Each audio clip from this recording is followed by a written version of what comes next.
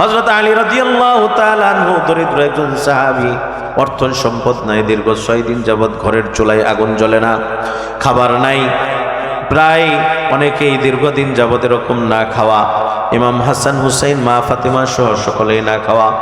এমন অবস্থায় হুজুর পাক সাল্লাল্লাহু আলাইহি ওয়াসাল্লামের কাছে হযরত আলী রাদিয়াল্লাহু তাআলা আনহু গেছেন, ওগো আল্লাহর নবী, এই অবস্থা চলতেছে। আল্লাহর রাসূল সাল্লাল্লাহু আলাইহি ওয়াসাল্লাম ফরমান, তুমি কার কাছে কি নালিশ নিয়ে আসছো? আমার ঘরেও তো এভাবে দীর্ঘদিন যাবৎ খাবার নাই। আল্লাহু আকবার বলি। হুজুর পাক সাল্লাল্লাহু আলাইহি ওয়াসাল্লাম আলীকে সান্ত্বনা দিলেন। ওই যে বাগানের মধ্যে একটা খেজুর গাছ দেখা যায়, ওই খেজুর গাছের মধ্যে তুমি গিয়ে বলো, তুমি গিয়ে ওখানে গিয়ে ঝাঁকি দাও, দেখবা খেজুর পড়বে। আর খেজুর গাছের মধ্যে গিয়ে বলবা, ওখানে কাছে গিয়ে বলবা, ওগো খেজুর গাছ, আল্লাহ তাআলার নির্দেশ, আল্লাহর পয়গম্বর নির্দেশ করেছেন, আল্লাহর হস্তে আল্লাহর নির্দেশে তুমি তোমার গাছের মধ্যে থেকে খেজুর দান করো। সুবহানাল্লাহ। وفضل زمانا على زمان كما فضل مكانا على مكان وإنسانا على إنسان ونشهد أن لا إله إلا الله وحده لا شريك له لا ضد له ولا ند له ولا مثل له ونشهد أن سيدنا وسندنا وحبيبنا وطبيب قلوبنا ومولانا محمدا عبده ورسوله الذي أرسله الله تعالى كافة للناس بشيرا ونذيرا وداعيا إلى الله بإذنه وسراجا وقمرا منيرا أما بعد فقد قال الله تعالى في كلامه المجيد وفي فرقان الحميد أعوذ بالله من الشيطان الرجيم بسم الله الرحمن الرحيم قل إن كنتم تحبون الله فاتبعوني يحببكم الله ويغفر لكم ذنوبكم والله غفور رحيم وقال النبي صلى الله عليه وسلم لا يؤمن أحدكم حتى يكون أحب إليه من والده وولده والناس أجمعين أو كما قال عليه الصلاة والسلام وقال تعالى في شأن حبيبه ومحبوبه ومعشوقه مخبرا وآبرا إن الله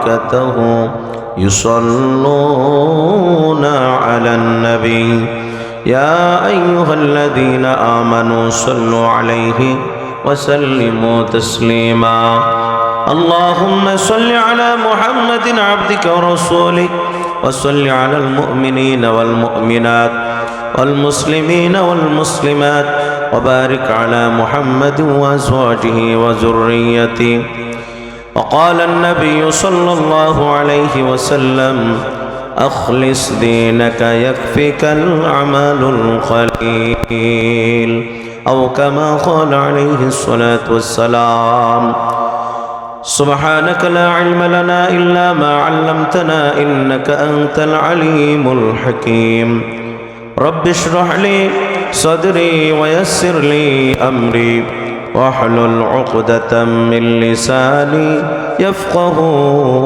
قولي الحمد لله الرحمن ক্যাডেট মাদ্রাসার الرحمن মডেল মাদ্রাসার শিক্ষার্থীদের প্রথম কোরআন সবক প্রদান উপলক্ষে আজকের প্রথম বার্ষিক ওয়াজ মাহফিলের সকলে জোরে বলি আল্লাহুম্মা আমিন। আল্লাহ তাআলা আমাদেরকে দ্বীনের জন্য কবুল করুক। সম্মানিত ভাইয়েরা, আমার সামনে উপবিষ্ট যারা আছেন, আল্লাহ তাআলা যেন আমাদেরকে হাশরের ময়দানে এই অল্প সময় বসাটাকে নাজাতের জরিয়া বানিয়ে দেয়। সকলে বলি আমিন।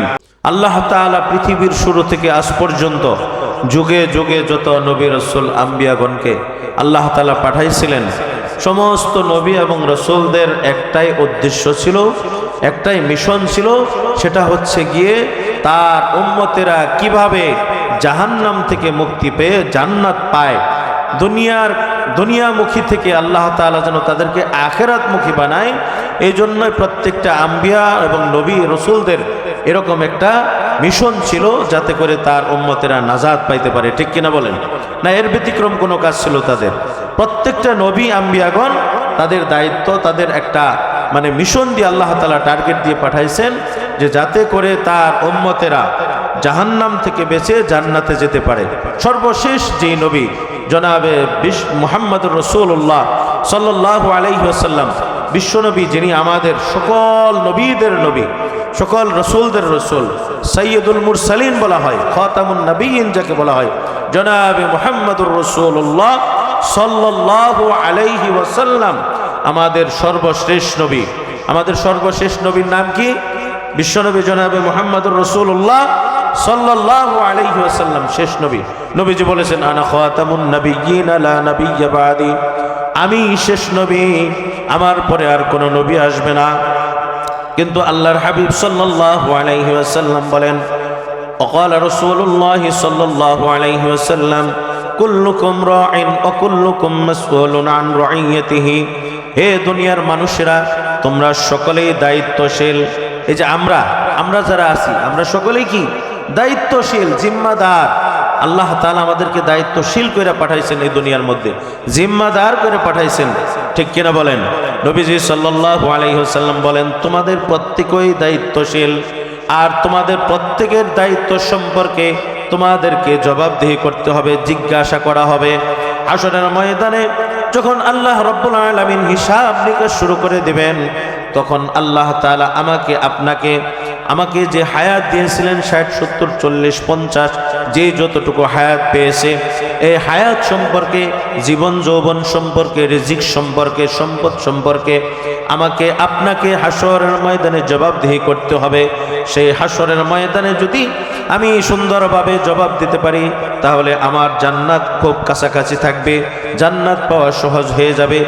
আর যদি আমার 40, 50, 60 বছরের হায়াতে জিন্দেগিটার হিসাব নিকাশ আমি যদি থেমে যাই, সেখানে যদি আটকে যাই, তাহলে হাশরের ময়দানে জান্নাত পাওয়া আমার আপনার জন্য কঠিন হয়ে যাবে। ঠিক কিনা? এজন্য আমাদেরকে কি করতে হবে? এই যে দায়িত্বশীল করে বানাইছেন, এই দায়িত্বটাকে ঠিকভাবে আঞ্জাম দিতে হবে। কোম্পানির মালিক ম্যানেজার সাহেবকে যখন নাকি 2 কোটি 50 লক্ষ, 1 লক্ষ, 2 লক্ষ টাকা দিয়ে বলে, যাও এই মাসের স্যালারিটা দিয়ে আসো, এখন এই ম্যানেজার যদি বলে, এই টাকার মালিক আমি, এটার স্যালারি থেকে কিছু কারচুপি করব, এখান থেকে কিছু আমি মেরে দেব, তাহলে এটা কি তার সঠিক সিদ্ধান্ত না ভুল সিদ্ধান্ত? নিশ্চিত ভুল সিদ্ধান্ত। আর ভুল সিদ্ধান্ত করার কারণে মালিক যখন শুনতে পাবে যে সে তার দায়িত্ব সম্পর্কে অবহেলা করেছে, সে তার দায়িত্বের মধ্যে কি করেছে? কারচুপি করেছে, অলসতা করেছে, তখন মালিকের কর্ণে কোহরে যখন এই শব্দটা যাবে, সাথে সাথেই ওই ম্যানেজারের চাকরি ইয়েস না নট হয়ে যাবে, কারণ সে ভুল পথে চলেছে। ঠিক তদ্রূপ আমরা এবং আপনারা, আমি এবং আপনারা যারা নাকি এই দুনিয়াতে আছি, আমাদেরকেও আল্লাহ তাআলা এরকম একটা দায়িত্ব দিয়ে পাঠাইছেন। দায়িত্ব কি? সেই দায়িত্বটা হচ্ছে আমার 3.5 হাত বডি, আমার বিবি, আমার স্ত্রী, আমার সন্তান, আমার ভাই, আমার প্রতিবেশী, আমার বন্ধু, আমার আত্মীয় স্বজন, এমনকি আমার মা বাবা, এমনকি যদি কেউ না থাকে, অন্তত 3.5 হাত বডি। এই 3.5 হাত বডি সম্পর্কে আমাদেরকে আল্লাহর কাছে জবাবদিহি করতে হবে। আমার জীবন, আমার যৌবন, আমার জান এবং মাল আমি কোথায় খরচ করেছি, এটা আমি কোথায় ব্যয় করেছি, এ সম্পর্কে জিজ্ঞাসা করা হবে কি হবে না? জিজ্ঞাসা করা হবে। এজন্য এই জিজ্ঞাসা করা হবে, এই কথাটা যারা নাকি স্মরণ রেখে চলবে, তাহলে তাদের কবর, মিজান, পুলসিরাত, আখিরাত, হাশরের ময়দান, কিয়ামতের দিবস তাদের জন্য অত্যন্ত সহজ হয়ে যাবে। আর যদি সে অলসতা করে ওই ম্যানেজারের মতো যদি মনে করে কিছু মেরে দেই, কিছু এখান থেকে টাকাটা আমি কারচুপি করি, তাহলে সে দায়িত্বের প্রতি অবহেলা। ঠিক তদ্রূপ আমাদের এই 3.5 হাত বডি, আমার জান মাল, জীবন যৌবন, রিজিক দৌলত আল্লাহ তাআলা যাহা কিছু দিয়েছেন, এই সম্পর্কে যদি আমি অবহেলা করি, আল্লাহ তাআলার নিয়ামতের অকৃতজ্ঞ হই, না শুকরি করি, আমার 3.5 হাত বডির সম্পর্কে আমাকে আল্লাহ তাআলা যে জান দিয়েছেন, মাল দিয়েছেন, এই সম্পর্কে আমি যদি অবহেলা করি, অলসতা করি, ঘুমিয়ে ঘুমিয়ে দিন কাটাই, তাহলে আমাকে কঠিন হিসাব দিতে হবে। মোট কথা আমি বিচারের আদালতে আটকে যাব, সেদিন আমাকে জবাবদিহি করা কঠিন হয়ে যাবে। এজন্য ভাইয়েরা, আল্লাহর রাসূল সাল্লাল্লাহু আলাইহি ওয়াসাল্লামের হাদিস, তার প্রিয় সাহাবী হযরত সাদ সালামী রাদিয়াল্লাহু তাআলা আনহু প্রায় 8 মাস হয়ে গেছে মুসলমান হয়েছে। মক্কা নগরী ইথিওপিয়া থেকে তার বাড়ি। ইথিওপিয়া থেকে যখন মদিনা শহরের মধ্যে গেল, মদিনা শহরের মধ্যে গিয়ে নবীজির কাছে গেলেন। নবীজির কাছে যাওয়ার পরে শুধু কান্না করতেছে। আল্লাহর রাসূল সাল্লাল্লাহু আলাইহি ওয়াসাল্লাম জিজ্ঞেস করতেছেন, সাদ সালামী, কান্না করার কারণ কি? তুমি কেন কান্না করতেছ? হযরত সাদ সালামী রাদিয়াল্লাহু তাআলা আনহু বলেন, ওগো আল্লাহর নবী, ইয়া রাসূলুল্লাহ, ইয়া হাবিবাল্লাহ সাল্লাল্লাহু আলাইহি ওয়াসাল্লাম পড়ে যে আল্লাহর নবী, আমি আপনার মুখে যতগুলি হাদিস শুনেছি, আপনার জবান মুবারক দ্বারা যতগুলি বয়ান শুনেছি, সবগুলি আমি আমল করার চেষ্টা করি।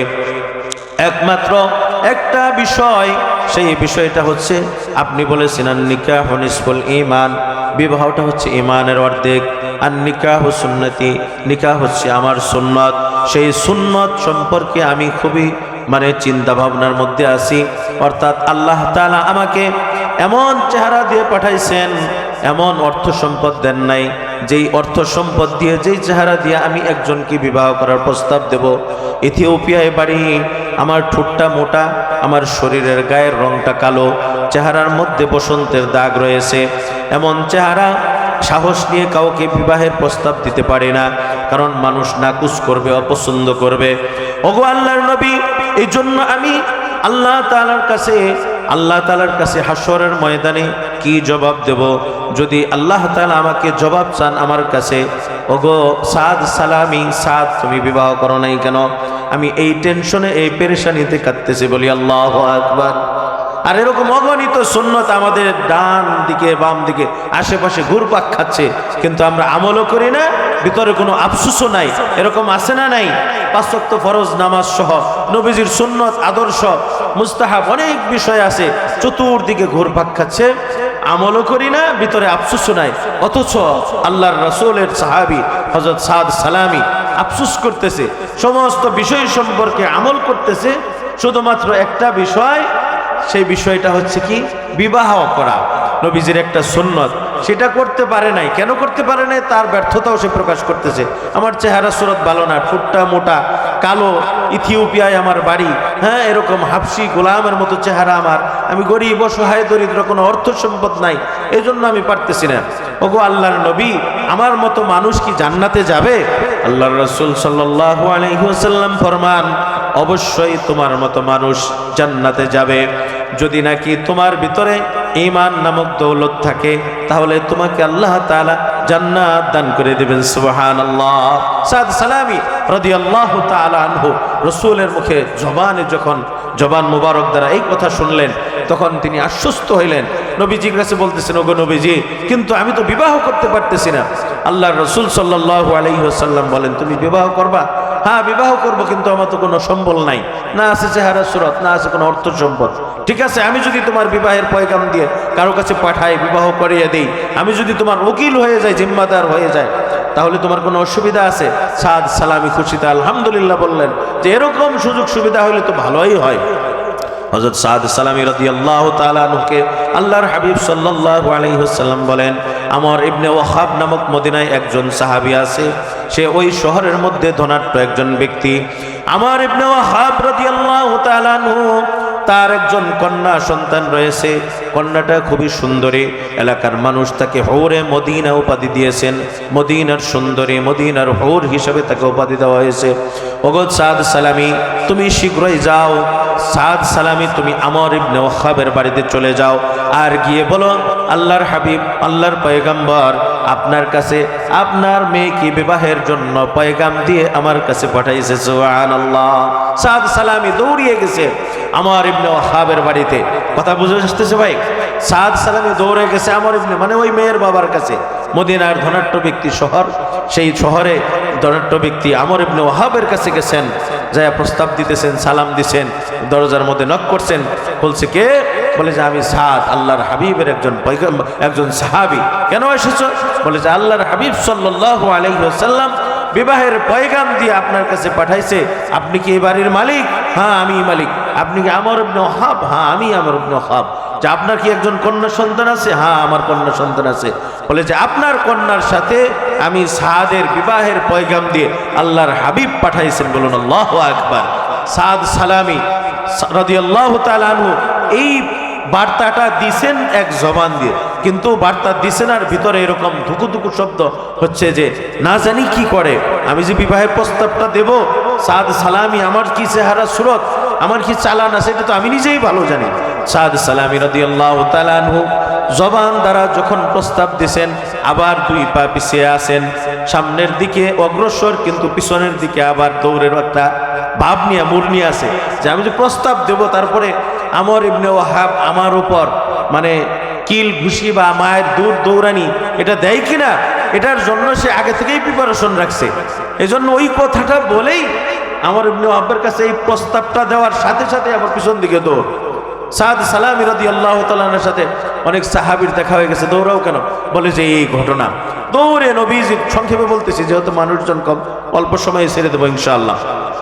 সাদ সালামি রাদিয়াল্লাহু তাআলা আনহু দৌড়ে নবীজির দরবারে চলে আসছে। নবীজি বলছেন যে কি হয়েছে? বলে যে হুজুর আমি তো এরকম প্রস্তাব দিয়ে আসছি, কিন্তু এরভাবে আবার ভিতরে ভয় আতঙ্ক ছিল যে উনি কবুল করে কি করে না, কিন্তু ভিতরে একটা আত্মবিশ্বাস এটাও ছিল যে নবীজি যেই পয়গাম দিয়েছেন, যেই বার্তা, যে প্রস্তাব দিয়েছেন, প্রপোজ করেছেন, এটা তো ফেলবার মতো নয়, এটা মনের ভিতরে এটাও আবার আছে, কিন্তু ভয়ও আবার কাজ করছে, এই জন্য দৌড়ে আসছে। তো এই যে আমর ইবনে ওয়াক্কাব এবং সাদ সালামির সাথে এই যে কথোপকথন হইল, আমর ইবনে ওয়াক্কাবের কাছে সাদ সালামি কি করলেন? বিবাহের প্রস্তাব দিলেন, আর আমর ইবনে ওয়াক্কাব এটাকে মানে নাকুশ করলেন যে তোমার যে চেহারা, সুরত, অর্থ, সম্পদ, কি তোমার পরিচয়, তোমার কাছে আমার এই সুন্দরী মেয়ে কিভাবে বিবাহ দেব, এটা বলে তাকে দৌড়ানি দেয় নাই ঠিক, কিন্তু খালি এরকম মাথাটা উঁচু করছে দৌড়। তো যাই হোক, এই যে কথোপকথন আমর ইবনে ওয়াক্কাবের সাথে আর সাদ সালামি এই সাহাবীর সাথে যে কথোপকথন হয়েছে, এটা আবার তার সুন্দরী কন্যা হুরে মদিনা ঘর থেকে এই শব্দটা শুনেছে। সকলে একটু জিকির করে লা ইলাহা ইল্লাল্লাহ, লা ইলাহা ইল্লাল্লাহ, সুবহানাল্লাহ,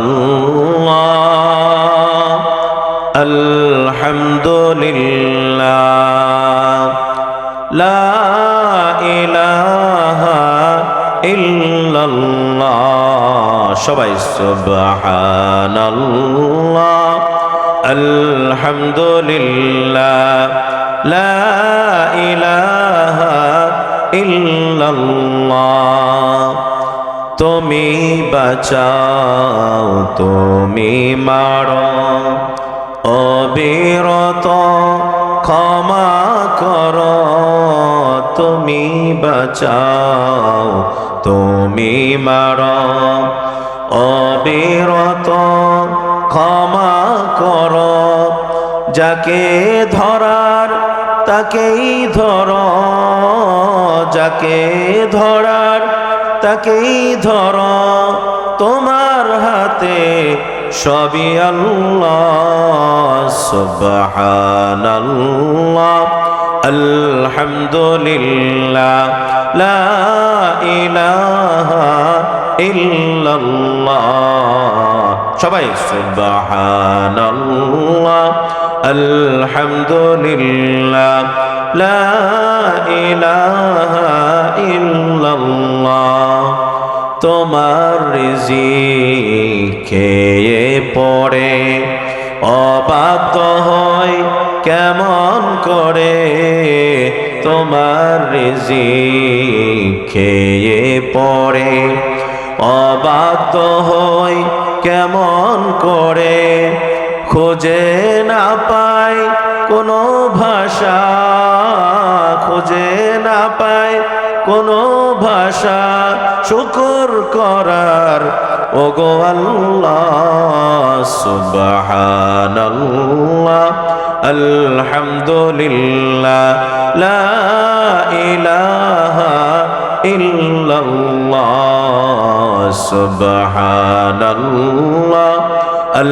আলহামদুলিল্লাহ লা ইলাহা ইল্লাল্লাহ তোমার দয়ায় নদীর ধারা সারা জাহান তোমার গড়া তোমার দয়ায় নদীর ধারা সারা জাহান তোমার গড়া তোমারই পথে আমার জীবন তোমারই পথে আমার জীবন কবুল করো ওগো আল্লাহ সুবহানাল্লাহ আলহামদুলিল্লাহ লা ইলাহা ইল্লাল্লাহ সুবহানাল্লাহ আলহামদুলিল্লাহ লা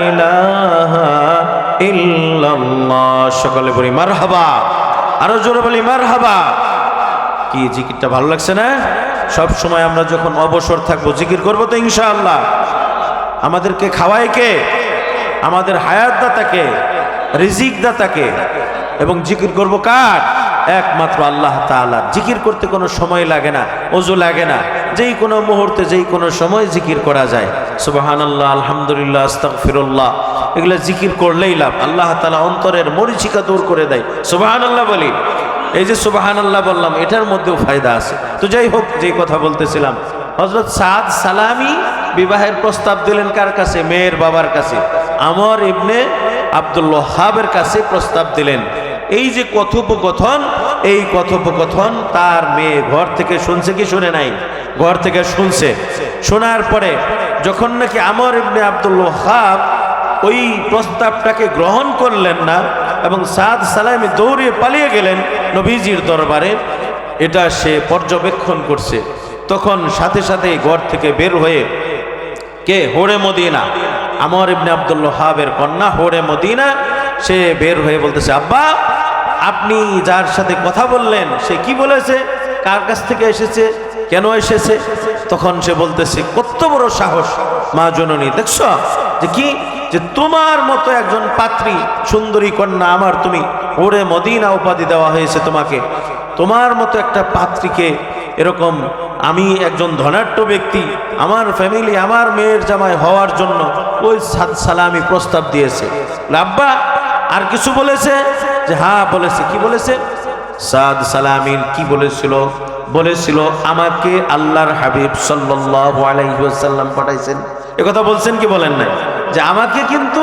সাদ সালামি কি বলছেন যে হুজুর পাক সাল্লাল্লাহু আলাইহি ওয়াসাল্লাম প্যারা হাবিব সাল্লাল্লাহু আলাইহি ওয়াসাল্লাম বিবাহের প্রস্তাব দিয়ে পাঠাইছেন এই কথাটা ওই হুরে মদিনা আমর ইবনে আব্দুল ওয়াহ্হাবের কন্যা ঘর থেকে শুনছে তার কিছু বলেছে যে হ্যাঁ এরকম বলছে আব্বা এরকম কথা শোনার পরেও আপনি কেন তাকে গ্রহণ করলেন না তার প্রস্তাব কবুল করলেন না বরঞ্চ আপনি তাকে তাড়িয়ে দিলেন আব্বা আপনি তাড়াতাড়ি দৌড়ান তাড়াতাড়ি নবীজির দরবারে চলে যান নচেত আল্লাহর তরফ থেকে আপনার উপর আয়াত নাজিল হয়ে যাবে আল্লাহু আকবার বলি আপনার উপর আল্লাহ যে নারাজ হয়ে গেছেন নবী নারাজ হবেন এটার একটা আয়াত নাজিল হয়ে যেতে পারে দৌড়িয়ে শীঘ্রই যান আল্লাহর হাবিব সাল্লাল্লাহু আলাইহি ওয়াসাল্লামের কাছে সাদ সালামি পৌঁছাইছেন সাথে সাথে কিছুক্ষণ পর আমর ইবনে আব্দুল ওয়াহ্হাব তার মেয়ের সাথে এই কথা যখন শুনলেন মেয়ে যখন বললেন নবীজির দরবারে তাকে যাওয়ার জন্য আমর ইবনে আব্দুল ওয়াহ্হাব দৌড়ে গেছেন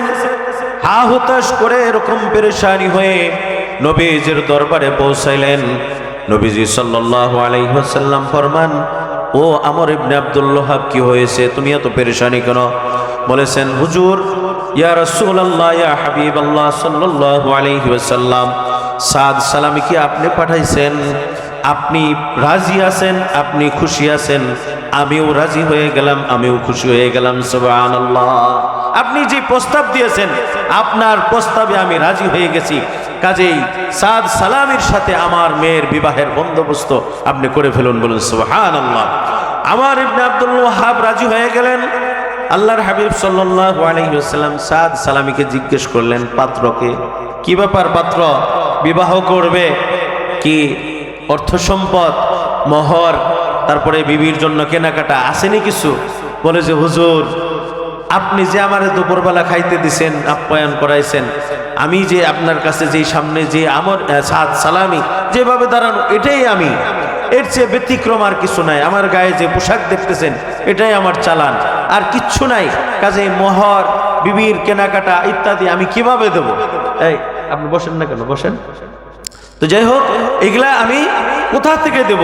আমি তো এরকম খালি একদম জিরো। কাজেই আর আল্লাহর হাবিব সাল্লাল্লাহু আলাইহি ওয়াসাল্লাম ফরমান, ঠিক আছে বুঝতাছি, তাহলে তোমার দায়িত্বটা আমাকেই নিতে হবে। জি হুজুর, আপনি দায়িত্ব নিছেন দেখেই তো আমি সাহস করেছি। ওরে মদিনা, আমর ইবনে আব্দুল ওয়াহাব ধনাঢ্য একজন ব্যক্তি, তার কন্যাকে বিবাহের জন্য আমি সাহস করেছি। কারণ নবীজি প্রস্তাব দিবেন, ছোটো মোটো জায়গায় আমি কেন হাত দেব? ছোটো মোটো জায়গায় কেন আমি বিবাহের প্রস্তাব দেব? এজন্য আমি বিশাল জায়গায়, ওরে মদিনা, মদিনার যে সুন্দরী রমণী, তার জন্য, এবং ধনাঢ্য ব্যক্তি আমর ইবনে আব্দুল ওয়াহাব, তার কাছে গিয়ে বিবাহের প্রস্তাব দিয়েছি। কারণ প্রস্তাবটা কার? আল্লাহর হাবিবের। প্রস্তাবের পক্ষটা অনেক বিরাট, এই জন্য আমি বিরাট জায়গায় যেয়ে সাহস করছি। নবীজি সাল্লাল্লাহু আলাইহি সাল্লাম বলেন, তাহলে তো তোমার মোহরানা লাগবে, তোমার বিবিকে মোহর দিতে হবে, তার জন্য কেনাকাটা করতে হবে। সাদ সালামি রাদিয়াল্লাহু তাআলা আনহু বলেন, আমার কাছে কিছুই নাই, আপনি আমার বিবাহের উকিল হয়েছেন, জিম্মাদার হয়েছেন, সমস্ত দায় দায়িত্ব আপনার কাছে। হুজুর পাক সাল্লাল্লাহু আলাইহি ওয়াসাল্লাম বলেন, তাহলে যাও, সাইদ ইবনে আব্দুর রহমানের কাছে যাও, আলীর কাছে যাও, উসমানের কাছে যাও, সকলের কাছ থেকে 200 করে দিরহাম নিয়ে আসো। 400 দিরহাম নির্ধারিত করা হইল সাদ সালামির বিবাহের মোহর হিসাবে, আর 200 দিরহাম তোমার বিবির জন্য কেনাকাটা করবে, ইত্যাদি ইত্যাদি খরচ করবে। হুজুর পাক সাল্লাল্লাহু আলাইহি ওয়াসাল্লাম পাঠাইলেন সাঈদ ইবনে আব্দুর রহমানের কাছে 200 দিরহাম সাদ সালামি নিলেন। দ্বিতীয়বার হযরত আলী রাদিয়াল্লাহু তাআলা আনহুর কাছে গেলেন, আর হযরত আলী রাদিয়াল্লাহু তাআলা আনহু একজন দরিদ্র সাহাবী ছিলেন। হযরত আলী কি ধনাঢ্য না দরিদ্র? দরিদ্র। দীর্ঘ 6 দিন যাবৎ ঘরের মধ্যে চুলা জ্বলে না, খাবার নাই। হযরত আলীর কাছে সাদ সালামি গেছেন। সাদ সালামি রাদিয়াল্লাহু তাআলা আনহু কার কাছে গেছেন? দরিদ্র একজন সাহাবী হযরত আলী রাদিয়াল্লাহু তাআলা আনহু। এই হযরত আলী রাদিয়াল্লাহু তাআলা আনহু গরিব অসহায় থাকলে কি হবে?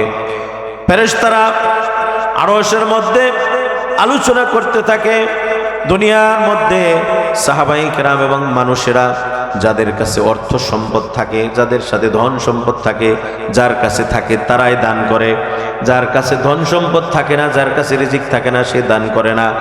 এই কথাটাকে উল্টানোর জন্য আল্লাহ রাব্বুল আলামিন হযরত আলী রাদিয়াল্লাহু তাআলা আনহুর একটা ঘটনা এখানে উল্লেখ করে দিয়েছেন। সুবহানাল্লাহ। হযরত আলী রাদিয়াল্লাহু তাআলা আনহু দরিদ্র একজন সাহাবী, অর্থ সম্পদ নাই, দীর্ঘ 6 দিন যাবৎ ঘরের চুলায় আগুন জ্বলে না, খাবার নাই, প্রায় অনেকেই দীর্ঘদিন যাবৎ এরকম না খাওয়া, ইমাম হাসান হুসাইন, মা ফাতেমা সহ সকলেই না খাওয়া। এমন অবস্থায় হুজুর পাক সাল্লাল্লাহু আলাইহি ওয়াসাল্লামের কাছে হযরত আলী রাদিয়াল্লাহু তাআলা আনহু গেছেন, ওগো আল্লাহর নবী, এই অবস্থা চলতেছে। আল্লাহর রাসূল সাল্লাল্লাহু আলাইহি ওয়াসাল্লাম ফরমান, তুমি কার কাছে কি নালিশ নিয়ে আসছো? আমার ঘরেও তো এভাবে দীর্ঘদিন যাবৎ খাবার নাই। আল্লাহু আকবার বলি। হুজুর পাক সাল্লাল্লাহু আলাইহি ওয়াসাল্লাম আলীকে সান্ত্বনা দিলেন। ওই যে বাগানের মধ্যে একটা খেজুর গাছ দেখা যায়, ওই খেজুর গাছের মধ্যে তুমি গিয়ে বলো, তুমি গিয়ে ওখানে গিয়ে ঝাঁকি দাও, দেখবা খেজুর পড়বে। আর খেজুর গাছের মধ্যে গিয়ে বলবা, ওখানে কাছে গিয়ে বলবা, ওগো খেজুর গাছ, আল্লাহ তাআলার নির্দেশ, আল্লাহর পয়গম্বর নির্দেশ করেছেন, আল্লাহর হস্তে আল্লাহর নির্দেশে তুমি তোমার গাছের মধ্যে থেকে খেজুর দান করো। সুবহানাল্লাহ। ওই গাছের মধ্যে কোনো কি নাই, পাতা নাই, শুকনা গাছ। আলী রাদিয়াল্লাহু তাআলা আনহু দৌড়ে গেছেন গাছের কাছে। হযরত আলী রাদিয়াল্লাহু তাআলা আনহু শুকনা খেজুর গাছ, শুকনা খেজুর গাছের কাছে গিয়ে বলছেন, আল্লাহর নবী পয়গম্বর সাল্লাল্লাহু আলাইহি ওয়াসাল্লাম নির্দেশ করেছেন, আল্লাহর নির্দেশে, নবীজির নির্দেশে তোমার গাছ থেকে খেজুর ফলাও, খেজুর ঝরাও। সাথে সাথে শুকনা গাছের মধ্য থেকে আল্লাহর হাবিব সাল্লাল্লাহু আলাইহি ওয়াসাল্লামের জবান মুবারকের কথার দ্বারা, নির্দেশ দ্বারা, আল্লাহর নির্দেশ দ্বারা ওই শুকনা গাছ থেকে খেজুর আল্লাহ তাআলা দান করলেন। সুবহানাল্লাহ। আরো জোরে বলি সুবহানাল্লাহ। রিজিক দাতা কে? আল্লাহ তাআলা। আল্লাহ তাআলা বলেন, ওমাইয়াত্তাকিল্লাহা ইয়াজআল লাহু মাখরাজা ওয়া ইয়ারযুকহু মিন হাইসু লা ইয়াহতাসিব। যারা নাকি আমি আল্লাহ তাআলার উপর ভরসা করে, তাকওয়া অবলম্বন করে, আমি তাদের রিজিকের ভান্ডার জারি করে দেই। বলুন সুবহানাল্লাহ। তাদেরকে এত এত পরিমাণে রিজিক দান করি, বেগৈর হিসাব তাদেরকে রিজিক দান করি, সেই রিজিকের হিসাব তারা কখনোই করতে পারবে না। সুবহানাল্লাহ। হযরত আলী রাদিয়াল্লাহু তাআলা আনহু ওখান থেকে খেজুর কুড়িয়ে ঘরে নিয়ে গেলেন। ঘরে নিয়ে সবাই খেজুর খাইলেন। খেজুর খাওয়ার পরে সকলে পরিতৃপ্ত হইলেন। কিছু খেজুর বেশি হইল, বৃদ্ধি হইল। মা ফাতেমা রাদিয়াল্লাহু তাআলা আনহা, হুজুর পাক সাল্লাল্লাহু আলাইহি ওয়াসাল্লামের কলিজার টুকরা হযরত আলী রাদিয়াল্লাহু তাআলা আনহুর বিবি দীর্ঘদিন যাবৎ জ্বরে আক্রান্ত, জ্বর হয়েছে, দীর্ঘদিন যাবৎ জ্বরে আক্রান্ত। ফাতেমা রাদিয়াল্লাহু তাআলা আনহা বলতেছেন, ওগো স্বামী, দীর্ঘদিন যাবৎ অসুস্থ, জ্বরের মধ্যে মুখটা তেতো হয়ে গেছে, মুখটা তিতা তিতা লাগতেছে। জ্বর হইলে যেরকম অবস্থা হয়, কোনো কিছু স্বাদ লাগে না, বিস্বাদ লাগে। হযরত আলীকে বলতেছেন, আপনি আমার জন্য কিছু একটা খাবারের ব্যবস্থা করেন। আলী রাদিয়াল্লাহু তাআলা জিজ্ঞেস করছেন, কি খাবার? বলে যে জ্বর থাকার কারণে মুখের মধ্যে তিতা তিতা ভাব, আপনি যদি বাজার থেকে আমার জন্য একটা ডালিম আনতেন, ডালিম, তাহলে সেটা খাওয়ার পর মনে হয় আমার মুখটা, আমার মনটা, প্রাণটা ভরে যাইতে। সুবহানাল্লাহ। হযরত আলী রাদিয়াল্লাহু তাআলা আনহু খেজুরগুলা বাজারে নিয়ে গেলেন, বিক্রি করলেন। বিক্রি করার পর একটা ডালিম কিনলেন। খুব সংক্ষেপে বলতেছি, ওই ডালিমটা কেনার পরে পকেটে করে যখন নাকি আস্তিনের ভিতরে করে ডালিমটা বাসায় নিয়ে আসতেছেন, পথিমধ্যে হযরত আলী রাদিয়াল্লাহু তাআলা আনহুর কাছে ওই যে ফেরেশতারা আল্লাহর আরশ মুআল্লায় আলাপ করতেছে, পরামর্শ করতেছে। আল্লাহর দরবারে, আল্লাহর কাছে তারাই দান করে যাদের কাছে অর্থ সম্পদ থাকে, যাদের থাকে না তারা দান করে না। আর আল্লাহ চ্যালেঞ্জ করলেন, যাদের কাছে থাকে না তারাও দান করে, যাদের কাছে থাকে তারাও দান করে, ঠিক কিনা? হাদিস শরীফের মধ্যে আসছে, আল্লাহর হাবিব সাল্লাল্লাহু আলাইহি ওয়াসাল্লাম ফরমান, আল গিনা গিনান নাফস, প্রকৃত ধনী হচ্ছে আত্মার ধনী। সুবহানাল্লাহ। প্রকৃত ধনী কিসের ধনী? আত্মার ধনী। ধন সম্পদ সব আছে, ওমরা করার সাহস নাই, ধন সম্পদ সব আছে, হজ করার মতো সামর্থ্য নাই, মানে ধন সম্পদের অভাব নাই, কিন্তু হজে যায় না। এরকম লোক আছে না নাই? অভাব নাই, অর্থ সম্পদ আছে, কিন্তু সে দান করতে পারে না। 2টা টাকা ফকির মিসকিনকে দিবে, মাদ্রাসায় দিবে, দরিদ্র অসহায় গরিবদেরকে দেবে, এরকম দান করবে, তাদের সক্ষমতা হয় না, কিন্তু অর্থের অভাব নাই। হযরত আলী রাদিয়াল্লাহু তাআলা আনহু পকেটে করে ডালিম নিয়ে বাসায় ফিরতেছেন। হযরত আলী রাদিয়াল্লাহু তাআলা আনহুর কাছে আল্লাহ তাআলা একজন ফেরেশতা পাঠাইলেন। ফেরেশতাদের সাথে চ্যালেঞ্জ করলেন, আমার বান্দা বান্দি যারা অসহায় দরিদ্র অবস্থায় আমার কাছে দান করে, তার প্রমাণ তোমাদেরকে দেখাইতেছি। একজন ফেরেশতাকে এরকম মুসাফির বানিয়ে আলীর সামনে দাঁড় করিয়ে দিলেন। মুসাফির বলতেছে, ওগো আল্লাহর পেয়ারা নবীজির সাহাবী আলী, আমি এরকম অসহায় দরিদ্র মুসাফির অবস্থায় আছি, ক্ষুধার্ত মুসাফির অবস্থায়, ক্ষুধার্ত অবস্থায় আছি, আমার পেটের মধ্যে খুব ক্ষুধা লেগেছে, আমাকে যদি কিছু খাবার দিতে তাহলে আমি পেট পরিতৃপ্ত করে খাইতাম। আলী রাদিয়াল্লাহু তাআলা বললেন, আমার কাছে দেওয়ার মতো কিছু নাই।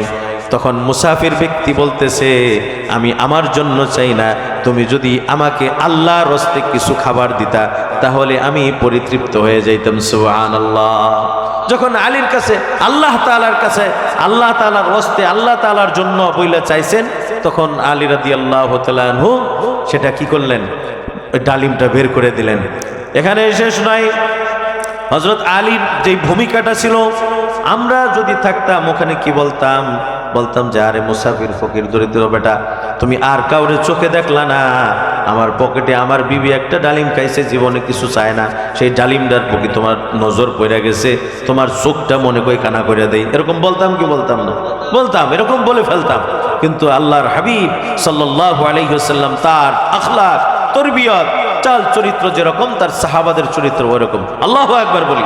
হযরত আলী রাদিয়াল্লাহু তাআলা আনহু ডালিমের অর্ধেক দিলেন, বলে যে আপনি খান। বলে যে ঠিক আছে আমি খাবো, কিন্তু আমি আপনার সামনে এটা খাইতে চাই, এটা যদি আপনার সামনে খাই তাহলে আমি তৃপ্তি সহকারে খাইতে পারবো। হযরত আলী রাদিয়াল্লাহু তাআলা আনহু বললেন যে আরেক বিপদে ফেলাইয়া দিল। মোট কথা আরো যে অর্ধেক ডালিম আছে ওইটাও মুসাফির খাবে। আল্লাহু আকবার বলেন।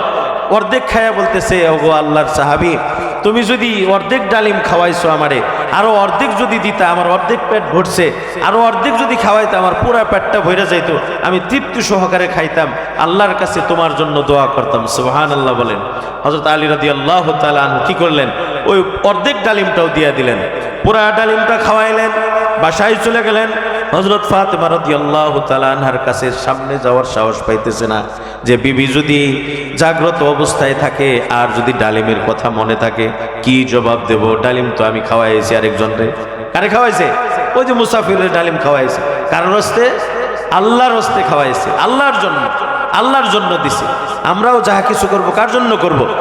আল্লাহ তাআলা বলেন, ইন্না সলাতি ওয়া নুসুকি ওয়া মাহইয়ায়া ওয়া মামাতি লিল্লাহি রাব্বিল আলামিন। নিশ্চয় আমার নামাজ, আমার কুরবানি, আমার জীবন, আমার মরণ একমাত্র কার জন্য? আল্লাহ তাআলার জন্য। হযরত আলী রাদিয়াল্লাহু তাআলা আল্লাহর জন্য দান করে দিয়েছেন। ঘরে গেছেন, ফাতেমা রাদিয়াল্লাহু তাআলা সম্ভবত বলে গেছেন। রাত্রি গভীর, কিছুক্ষণ পর ঘরের দরজার মধ্যে নক করতেছে কে যেন। হযরত আলী রাদিয়াল্লাহু তাআলা ওর মেজাজটা একটু চড়া হয়ে আছে। বিবি ডালিম চাইছে, খাওয়াইতে পারে নাই, আল্লাহর হস্তে দিছে ঠিক, কিন্তু এদিকে একটা দুঃখ ভারাক্রান্ত মন নিয়ে বসে আছে। হযরত আলী রাদিয়াল্লাহু তাআলা বলতেছেন কে? বলে যে আমি সালমান ফারসি। এত রাত্রে, বৃদ্ধ বয়সে আপনি এত রাত্রে কেন এসেছেন? হযরত সালমান ফারসি রাদিয়াল্লাহু তাআলা বলেন, ওগো আল্লাহর সাহাবী আলী, তোমার জন্য একটা সুসংবাদ আছে। বলে যে কি সুসংবাদ? বলে যে দরজা খোলো। সুসংবাদ কি? বলে যে এই যে তোমার জন্য আল্লাহ তাআলার পক্ষ থেকে আল্লাহ তাআলা তোমার জন্য হাদিয়া হিসাবে ডালিম পাঠিয়ে দিয়েছেন। বলুন সুবহানাল্লাহ। এই যে নাও একটা ডালিম, দুইটা ডালিম, তিনটা, চারটা, পাঁচটা, ছয়টা, সাতটা, আটটা, নয়টা ডালিম আল্লাহর পক্ষ থেকে তোমার জন্য হাদিয়া আসছে। হযরত আলী রাদিয়াল্লাহু তাআলা আনহু সালমান ফারসিকে জিজ্ঞেস করতেছেন, এটা কি সত্য কথা? আল্লাহ আমাকে দিছেন? বলে যে হ্যাঁ। না, তুমি নিশ্চয় কারো বাগান থেকে ছিঁড়ে নিয়ে আসছো। বলে যে না না, আমি আল্লাহর পক্ষ থেকে যে হাদিয়া আসছে, নবীজি তোমার কাছে সেই হাদিয়াটা দিয়ে পাঠাইছেন। আল্লাহর হাবিব সাল্লাল্লাহু আলাইহি ওয়াসাল্লামের সাহাবী হযরত আলী রাদিয়াল্লাহু তাআলা এই কথা জানতেন। কুরআনুল কারীমের মধ্যে আল্লাহ তাআলা বলেন, মান জাআ বিল হাসানাতি ফালাহু আশরু আমসালিহা। আল্লাহর রাস্তায় কেউ যদি 1 টাকা দান করে, আল্লাহ তাআলা তাকে 10 টাকার ফায়দা দান করেন। সুবহানাল্লাহ। কেউ যদি 1 টাকা দান করে, আল্লাহ তাআলা তাকে 10 টাকার ফজিলত দিয়া দেয়, 10 টাকার সওয়াব দিয়া দেয়। এই সূত্রটা হযরত আলীর জানা আছে না নাই? হযরত আলী রাদিয়াল্লাহু তাআলা বললেন, 9টা কেন? আমি তো আল্লাহর রাস্তায় 1টা ডালিম আমি দান করেছি, মুসাফিরকে 1টা ডালিম খাওয়াইছি। আল্লাহ তাআলা দিলে আমাকে 10টা ডালিম দিবে, কখনো 9টা ডালিম দেবে না, ঠিক কিনা? সালমান ফারসি বলতেছে, তুমি তো মিথ্যা কথা বলতেছো। বলে যে না, মিথ্যা কথা না, 9টাই দিছে আমারে। বলে যে না, তুমি মিথ্যা বলতেছো, আল্লাহ কখনো 1-এ 9 দিতে পারে না, 1-এ 10 দিবে আল্লাহ তাআলা। সুবহানাল্লাহ বলেন।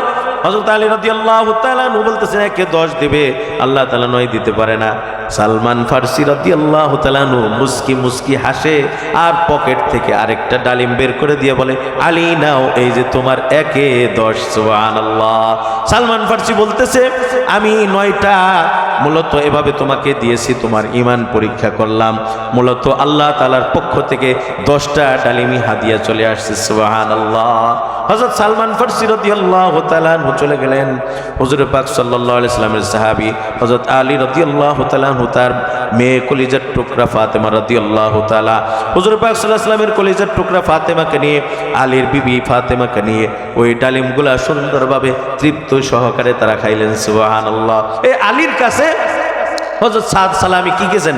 ওই যে 200 দিরহাম আনার জন্য গেছেন, যেটাকে মানে মোহর হিসাবে আল্লাহ তাআলা তার হাবিব সাল্লাল্লাহু আলাইহি সাল্লামের মাধ্যমে নির্ধারণ করেছেন। কত মোহর? 400 দিরহাম। কত দিরহাম? 400 দিরহাম। আর 200 দিরহাম সেটা দিয়ে বাজার ঘাট করবে, ইত্যাদি ইত্যাদি করবে। তো হযরত সালমান ফারসি সাদ সালামি রাদিয়াল্লাহু তাআলা আনহু আলীর কাছে গেছেন। হযরত আলী রাদিয়াল্লাহু তাআলা আনহু দরিদ্র সাহাবী, অসহায় দরিদ্র, তারপরেও পকেটে একটা ডালিম বিবি খাইবে, সেটাও মুসাফিরকে খাওয়াইছেন। এই অবস্থায় সাদ সালামি হযরত আলীর কাছে গেছে। হযরত আলী রাদিয়াল্লাহু তাআলা আনহু 200 দিরহামের ব্যবস্থা করছেন, বরংস এর চেয়েও আরো একটু বেশি দান করেছেন। সুবহানাল্লাহ বলেন। হযরত ওসমান গনি রাদিয়াল্লাহু তাআলা আনহু 200 দিরহাম দিয়েছেন, এর চেয়ে বেশি দিয়েছেন। হযরত সাইদ ইবনে আব্দুর রহমান 200 দিরহাম, 600 দিরহামের অনেক বেশি দিরহাম হয়ে গেছে। সাদ সালামি রাদিয়াল্লাহু তাআলা আনহু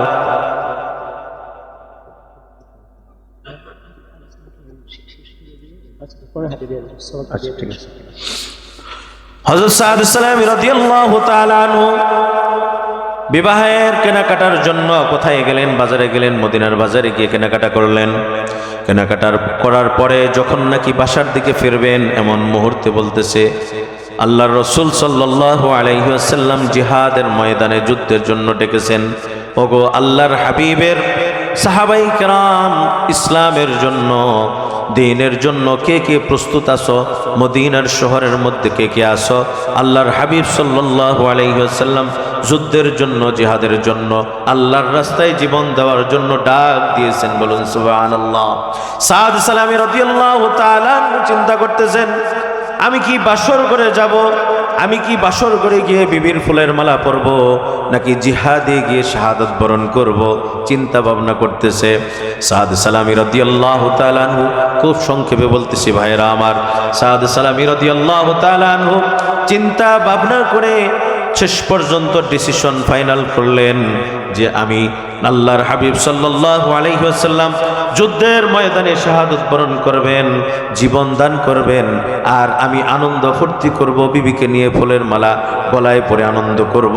এটা হতে পারে না, এটা হতে পারে না। আমি জিহাদের ময়দানে চলে যাব। আল্লাহু আকবার। আমাদের মতো মানুষ হইলে কি করতাম? ফুলের মালা, বিবাহ, বাসরঘর এটা আগে করে নেই, বাইসা থাকলে জিহাদ করা যাবে অনেক। আমাদের এরকম চিন্তা ভাবনা হইতো। কিন্তু সাহাবী, আরে তারা তো সাহাবী, আসহাবী কান নুজুম, প্রত্যেকটা সাহাবী তারকার মতো। সুবহানাল্লাহ বলেন। তারা আমাদের আদর্শ, আইডল। তাদের কাছ থেকে আমরা শিখব। তারা ছিলেন সত্যের মাপকাঠি। আল্লাহু আকবার বলি। হযরত সাদ সালামি রাদিয়াল্লাহু তাআলা ডিসিশন চেঞ্জ। বিবাহের সমস্ত কিছু দোকানদারের কাছে ফেরত দিয়ে বলতেছেন, আমাকে দিনারগুলা, দিরহামগুলা ফেরত দেন। আল্লাহর হাবিব সাল্লাল্লাহু আলাইহি ওয়াসাল্লাম যুদ্ধের ময়দানে রেখেছেন, আমি সেখানে চলে যেতে চাই। সেই অর্থ দিয়ে একটা তরবারি, ঢাল এবং ঘোড়া ক্রয় করলেন। সেটা দিয়ে আল্লাহর হাবিব সাল্লাল্লাহু আলাইহি ওয়াসাল্লামের পেয়ারা সাহাবী সাদ সালামি একটা কালো কাপড় ক্রয় করলেন। কারণ ওই যুদ্ধের মধ্যে হুজুর সাল্লাল্লাহু আলাইহি ওয়াসাল্লাম যাদেরকে পাঠাইছেন, এর মধ্যে যদি সাদ সালামিকে দেখেন, কারণ যুদ্ধে যাওয়ার আগে সাদ সালামিকে আল্লাহর হাবিব কোথায় পাঠাইছেন? বিবাহ করার জন্য পাঠাইছেন, বাসরঘর করার জন্য পাঠাইছেন। এখন যদি আল্লাহর হাবিব তাকে যুদ্ধের ময়দানে দেখেন, বাধা দিবেন কি দিবেন না? বাধা দিবেন। এই জন্য কি করছে? সাদ সালামি কালো কাপড় ক্রয় করেছে, ওটা দিয়ে এভাবে চোখটা বের করে মুখটা এভাবে ছাপিয়ে ফেলেছেন, মানে মুখটা ঢেকে ফেলেছেন, শুধুমাত্র চোখটা বের করা। সাদ সালামি রাদিয়াল্লাহু তাআলা যুদ্ধের ময়দানে চলে গেলেন। সাহাবায়ে কেরাম যুদ্ধ করতেছেন। এমন মুহূর্তে হযরত সাদ সালামি রাদিয়াল্লাহু তাআলা কাফেরদেরকে এমনভাবে জাহান্নামে পাঠাইতেছে, মনে হয় তার সাথে এরকম মানে একজনের সাথে আরো কয়েকজনের শক্তি আল্লাহ তাআলা দান করে দিয়েছেন। বলুন সুবহানাল্লাহ। এভাবে তরবারি দিয়ে কাফেরদেরকে জাহান্নামে পাঠাইতেছে, মানে হত্যা নিহত করে দিচ্ছে। সাদ সালামি রাদিয়াল্লাহু তাআলা তুমুল বেগে যখন নাকি যুদ্ধ করতেছেন, ঘটনাক্রমে তার যেই ঘোড়া, সেই ঘোড়ার মধ্যে একটা তীর এসে আঘাত করে কাফেরদের পক্ষ থেকে, তারপর ঘোড়াটা পড়ে যায়। ওই মুহূর্তে হযরত সাদ সালামি রাদিয়াল্লাহু তাআলা চতুর্দিক থেকে তীরের আঘাতে তাকে কাফেরেরা তাকে এরকম তাকে শাহাদাত বরণ করিয়ে দেয়। বলি আল্লাহু আকবার। যুদ্ধ শেষ হয়ে গেছে। যখন নাকি যুদ্ধ শেষ, সাদ সালামি রাদিয়াল্লাহু তাআলা আনহু কাফেরদের ওইরকম যেরকম নাকি তাদের তাবু থাকে, তাবু ওই পাশে ওইখানে হযরত সাদ সালামির লাশটা পড়ে আছে, কাপড় দিয়ে ঢাকা। হুজুর পাক সাল্লাল্লাহু আলাইহি সাল্লাম সাহাবীদেরকে আরজ করলেন, তোমরা তোমাদের যে সাথী ভাই যারা আহত নিহত হয়েছে তাদেরকে খুঁজে খুঁজে বের করে নিয়ে আসো। সকলকে নিয়ে আসছে, কিন্তু কোনার মধ্যে একজন লোক দেখা যায় কালো কাপড় দিয়ে ঢাকা।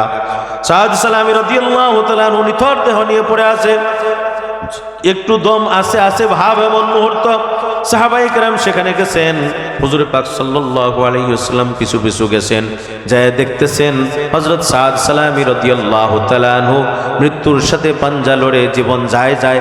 এমন মুহূর্তে হুজুর পাক সাল্লাল্লাহু আলাইহি ওয়াসাল্লাম সাদ সালামের কাছে চলে গেছেন। সুবহানাল্লাহ, সাদ সালামের কাছে গেছেন।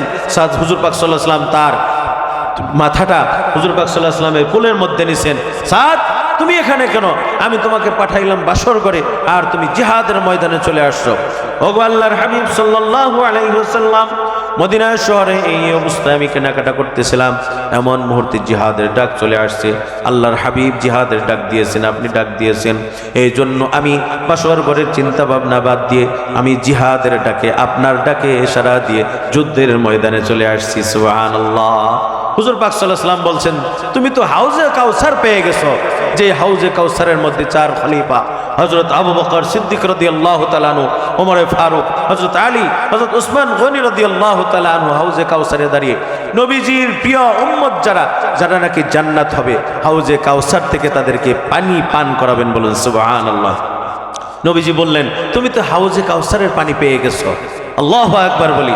নবীজি সাল্লাল্লাহু আলাইহি ওয়াসাল্লাম তার মাথা কোলের মধ্যে নিয়ে বলতেছেন, ইতিমধ্যেই হযরত সাদ সালামি রাদিয়াল্লাহু তাআলা আনহু ইন্তেকাল হয়ে গেল, শাহাদাত বরণ করে ফেললেন।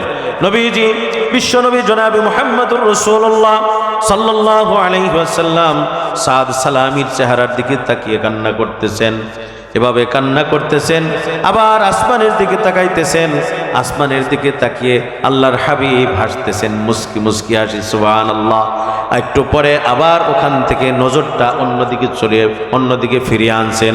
সাহাবায়ে কেরাম আবু লুবাবা রাদিয়াল্লাহু তাআলা আনহু সহ অন্যান্য সাহাবী উপস্থিত ছিলেন, তারা জিজ্ঞেস করেছেন, ওগো আল্লাহর হাবিব, আজকে আপনার মধ্যে অন্যরকম একটা আচরণ দেখলাম। সাহাবী সাদ সালামের দিকে তাকিয়ে আপনি এভাবে কান্না করলেন, চোখ দিয়ে পানি বের করলেন, আবার আসমানের দিকে তাকাইলেন, তখন আবার হাসলেন, আবার কিছুক্ষণ পর আবার মুখটা ফিরিয়ে নিলেন। কারণটা কি? হুজুরে পাক সাল্লাল্লাহু আলাইহি ওয়াসাল্লাম ফরমান, আমি যখন সাদ সালামের দিকে তাকাইলাম, আহারে আমার সাদ সালামি বিবাহ করতে পারে না। বিবাহের পয়গাম দিয়ে পাঠাইলাম, বার্তা দিয়ে পাঠাইলাম, বিবাহ ঠিক হয়ে গেল। কেনাকাটার জন্য দিরহাম ক্রয় এরকম ব্যবস্থা করা হইল, কেনাকাটা করলো।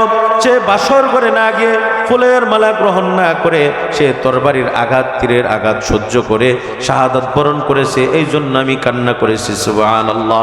আর দ্বিতীয়বার যখন আসমানের দিকে তাকায় হাসলাম, তখন দেখলাম, আসমানের দিকে তাকায় দেখলাম জান্নাতের সকল দরজাগুলি এবং রহমতের ফেরেশতারা হযরত সাদ সালামিকে নেওয়ার জন্য জান্নাতের দরজাগুলো খুলে দিয়েছেন। সুবহানাল্লাহ। তৃতীয়বারের মতো যখন মুখটা ফিরিয়ে নিলাম, হযরত সাদ সালামিকে রাদিয়াল্লাহু তাআলা আনহুকে হুরে মদিনা, একজন মাত্র এরকম হুরে মদিনাকে ত্যাগ করার কারণে, কুরবানি করার কারণে, সাদ সালামি আল্লাহর রাস্তায় শাহাদাত বরণ করার কারণে তাকে এরকম হাজার অগণিত এরকম শত শত হুর আল্লাহর জান্নাত থেকে তাকে আহ্বান করার জন্য সাদ সালামির দিকে দৌড়িয়ে দৌড়িয়ে আসতেছে। সুবহানাল্লাহ। আর হুরেরা যখন দৌড়িয়ে দৌড়িয়ে আসতেছে, তখন তাদের পায়ের গোছাটা হালকা বের হয়ে গেছিল। বের হয়ে যাওয়ার কারণে আমি লজ্জা পেয়ে আমার চেহারা মোবারকটা, আমার নজরটা অন্য দিকে দিয়ে দিয়েছিলাম। এই জন্য সুবহানাল্লাহ। সাদ সালামি রাদিয়াল্লাহু তাআলা আনহু কি কুরবানি করছেন? তার জান এবং মাল, তার বিবাহ, তার যে বাসরঘর, এটা কুরবানি করেছেন। আর সামান্য এইটুকু কুরবানি করার কারণে আল্লাহ তাআলা তাকে কি দিয়েছেন? হাউজে কাউসার দান করেছেন। সুবহানাল্লাহ। নবীজির একজন সাহাবী, উনি কুৎসিত এরকম কালো চেহারার অধিকারী হওয়া সত্ত্বেও জান্নাতি হয়ে গেছেন এবং জান্নাতের হুরেরা তাকে নেওয়ার জন্য এবং জান্নাতের সমস্ত দরজাগুলি তার জন্য আল্লাহ তাআলা খুলে দেন। বলুন সুবহানাল্লাহ। এজন্য আমাদের জান এবং মাল আল্লাহর জন্য দেওয়ার জন্য রাজি আছি তো ইনশাআল্লাহ। কারণ জান এবং মাল আমাদেরকে দিতেই হবে, কারণ আল্লাহ তাআলা বলেন ইন্নাল্লাহা আশতারা মিনাল মুমিনিনা আনফুসাহুম ওয়া আমওয়ালাহুম বিআন্না লাহুমুল জান্নাহ। আমাদের জান এবং মাল আল্লাহ তাআলা ক্রয় করে নিয়েছেন। সুবহানাল্লাহ বলেন। কিসের মাধ্যমে? বিআন্না লাহুমুল জান্নাহ, জান্নাতের মাধ্যমে ক্রয় করে নিয়েছেন। কাজেই জান এবং মাল আল্লাহ পাওনা, আর আমরা পাওনা কি? জান্নাত। লেনদেন একটা কিন্তু হয়ে গেছে, এখন এটা আমাদের মানে গ্রহণ করা। আমরা জান্নাত গ্রহণ করব আর আল্লাহ তাআলা আমাদের পক্ষ থেকে জান এবং মাল গ্রহণ করবে। রাজি আছি তো ইনশাআল্লাহ। সাহাবায়ে কেরামের মতো আমাদের সকলকে জান এবং মাল, জীবন, যৌবন, নামাজ, রোজা, হজ, যাকাত সকল কিছু আল্লাহ তাআলার জন্য করার তৌফিক দান করুক। আমিন। ওয়া আখিরু দাওয়ানা আনিল হামদুলিল্লাহি রাব্বিল আলামিন।